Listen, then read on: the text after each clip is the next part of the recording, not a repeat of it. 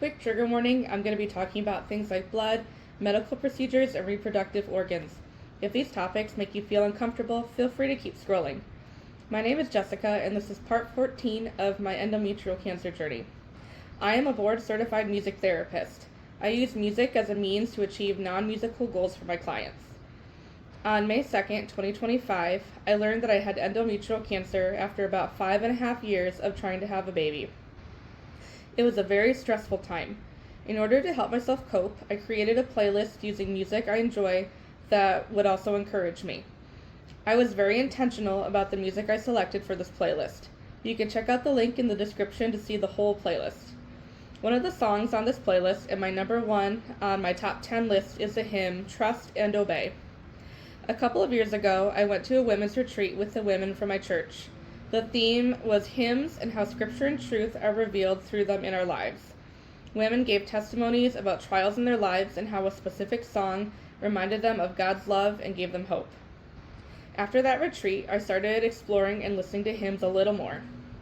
When I got my cancer diagnosis, this song, Trust and Obey, played in my head. I didn't know all of the words, but the chorus played on a loop in my head over and over. Trust and obey, for there's no other way to be happy in Jesus but to trust and obey.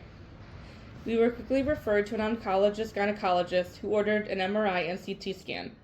The MRI showed that the cancer was growing in my uterine wall and was about 28% of the way through. The oncologist's original recommendation was to do a hysterectomy. However, she knew that we wanted a family. She gave us the opportunity to try to treat the cancer. She warned us of the risks that the cancer could get worse or that nothing would change. With the placement of the cancer in my uterine wall, there was no scientific evidence to support that treatment would work. We would be taking a gamble. We were given such a big decision and did not have much time to make it. After a lot of discussion, prayer, and wise counsel, we felt God calling us to choose the fertility-sparing route.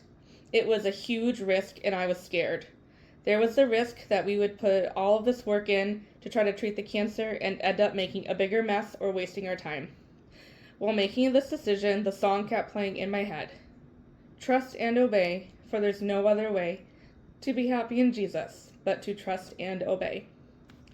It has been over a year now, and I am so excited to report that after my last biopsy in March 2026, the results showed only pre-cancer cells.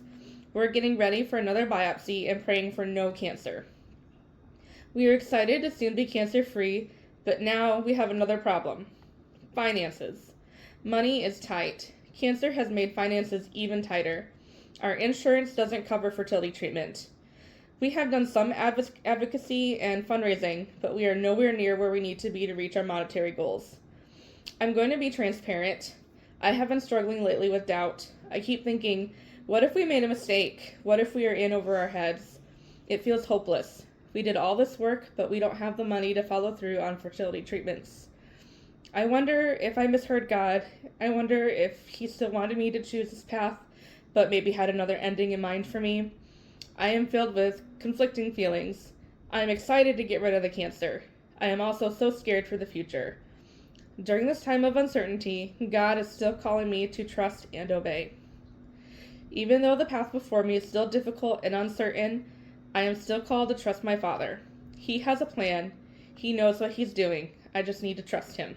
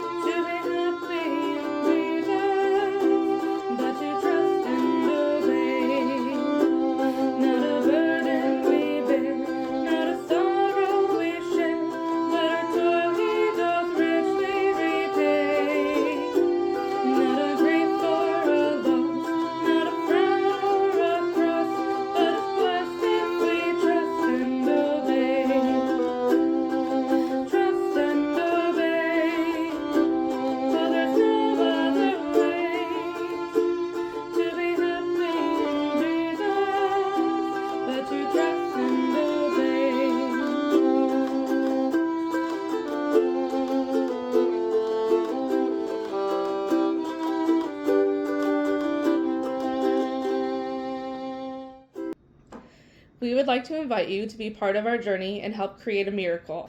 Insurance is not required in every state to cover fertility costs. One round of IVF can cost about $20,000 US. To help with the costs, my awesome sister-in-law set up a GoFundMe. You can check out the link in the description. You can also read more about my journey on my blog, thepeachribbonclub.com. Thanks for watching, and I will see you next time.